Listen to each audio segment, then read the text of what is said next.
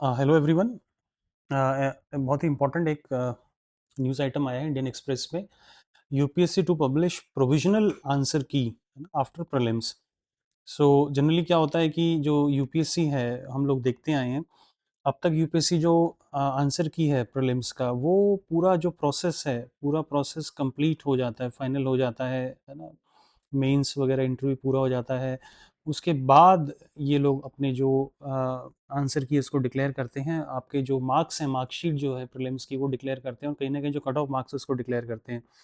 तो generally students को एक हमेशा कंप्लेन रहा है कि भाई अगर कोई क्वेश्चन गलत है आंसर की के अंदर, सो देर इज़ नो रिकोर्स, है ना, there is kind of A miss carriage of justice kind of thing हो जाता है, क्योंकि नाउ जब चिड़िया चुग गई खेत तो अब पछताए क्या होत। ठीक है, तो मिस कैरेज ऑफ जस्टिस हो जाता है। तो उसी चीज़ को ठीक करने के लिए लोगों ने एक पिटीशन डाला था सुप्रीम कोर्ट के अंदर, और सुप्रीम कोर्ट में उन्होंने ये गुहार लगाई, है ना। The petition before the Supreme Court that UPSC should be instructed that they declare their prelims answer key, at least provisional answer key, very next day, है ना, आफ्टर द prelims। तो अगर prelims अगर आपका संडे को हुआ है तो कहीं ना कहीं आंसर की आपकी मंडे, ट्यूसडे, थर्सडे तक आ जानी चाहिए, और उस पर फिर जो भी ऑब्जेक्शंस हैं लोगों के, वो उसको इनवाइट करना चाहिए। तो ऐसा यूपीएससी नहीं कर रहा था।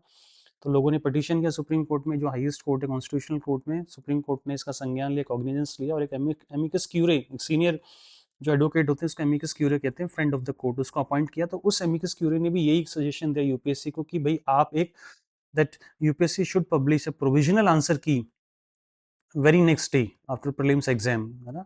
सो अर्लियर तो यूपीएससी ने प्रोटेस्ट किया, saying that very old reasons that this will litigation होगा अननेसेसरी, चीज़ें कोर्ट में जाएंगी, और जो फाइनल जो एग्जाम का रिजल्ट है वो कहीं ना कहीं आपका डिले हो जाएगा।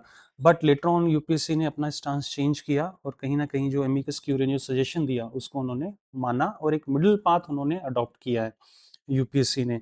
तो यूपीएससी का अब ये कहना है कि भाई हम डेफिनेटली एक प्रोविजनल आंसर की पब्लिश करेंगे after the prelims exam is over. So एक प्रोविजनल आंसर की, है ना, UPSC will now publish prelims का। जैसे मान लीजिए संडे को एग्जाम होता है, तो may be Monday, Tuesday, Wednesday तक दे विल।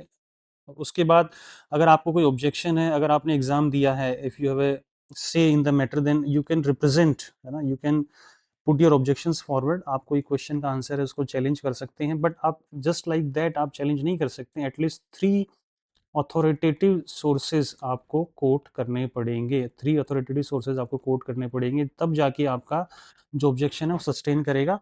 और यूपीएससी ने ये भी क्लियर किया कि भाई कोई पर्टिकुलर सोर्स अथॉरिटेटिव है कि नहीं है, वो भी हम ही डिसाइड करेंगे। अगर आप कहते हैं कि भाई विजन आईएएस में ये आया है, या जी स्कोर में ये आया है, वाजीराम ने ऐसा कहा है, तो वो कोई अथॉरिटेटिव सोर्स नहीं। अथॉरिटेटिव सोर्स क्या होता है, जैसे एनसीईआरटी में अगर कोई आंसर दिया हुआ है, वो आप कोट करेंगे, वन ऑफ द सोर्स। आप कोई गवर्नमेंट का डॉक्यूमेंट है, कोई नीति आयोग का डॉक्यूमेंट है, उसको आप कर सकते हैं, या गवर्नमेंट की कोई खुद की वेबसाइट है ना, या कोई और गवर्नमेंट का कोई डॉक्यूमेंट है, उसको आप कोट कर सकते हैं। तो इस तरह से कोई गवर्नमेंट की कोई रिपोर्ट है, से, है ना, किसी कमीशन की, उसको आप कोट कर सकते हैं।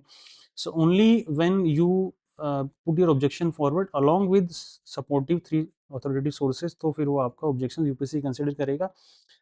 जैसे ही लोगों ने अपने अपने ऑब्जेक्शंस दे दिए हैं, उसके बाद यूपीएससी की जो टीम ऑफ एक्सपर्ट्स है ना, जो भी उस पर्टिकुलर डिसिप्लिन की, पॉलिटी वाले हैं, एनवायरनमेंट वाले हैं, इकोनॉमिक्स वाले हैं, वो टीम उन आंसर्स को, है ना, उन ऑब्जेक्शंस को कंसिडर करेगी, और उस पर अपना कॉल लेगी, और एक फाइनल जो प्रोविजनल जो आंसर की है, एक फाइनल आंसर की बनेगी, और उस फाइनल आंसर की में इन सभी ऑब्जेक्शंस आंसर की बनेगी, उसमें जितने भी ऑब्जेक्शंस हैं उसको इंक्लूड करते हुए, है ना, उसको करेक्ट किया जाएगा, और फाइनल आंसर की के बेसिस पे फिर आपकी कॉपी चेक होंगी, और फिर आपका रिजल्ट पब्लिश होगा। लेकिन ये जो फाइनल आंसर की है, ये आपको नहीं बताएंगे कि क्या आपके ऑब्जेक्शन एक्सेप्ट हुए, नहीं हुए।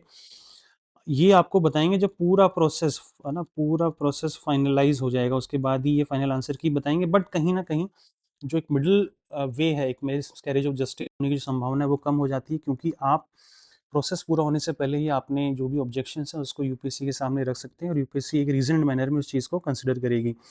तो ये एक तरह से यूपीएससी ने एक मिडिल पाथ, एक गोल्डन मीन अपना लिया है, कि कहीं ना कहीं लिटिगेशन भी नहीं हो अननेसेसरी, और जो लोगों के जो जेन्यून ग्रीवांसेज हैं, है ना, कोई भी अगर कैंडिडेट है, उसका कोई जेन्यून ग्रीवांस है, कोई कॉज ऑफ एक्शन है, वो देर एंड देन कंसिडर हो जाए, ना कि वो बेचारे का एक अटेम्प्ट खराब हो जाए प्रीलिम्स क्वालिफाई नहीं करने की वजह से, क्योंकि एक एक मार्क्स की इसमें मारा मारी रहती है यूपीएससी के अंदर. So this is very positive news, a very appreciable step in the right direction on the part of UPSC, which is the watchdog of merit, that they come out with the prelims, invite objections along with three authoritative sources, then they finalize an answer key, and based on that answer key they will declare their UPSC prelims. So this is a very positive step, है ना. So I think जो भी लोग exam दे रहे हैं, I think this time this very year prelims exam में जो भी फोर्थ कमिंग है उसमें इस चीज़ को इम्प्लीमेंट कर सकता है UPSC. Thank you, thanks a lot.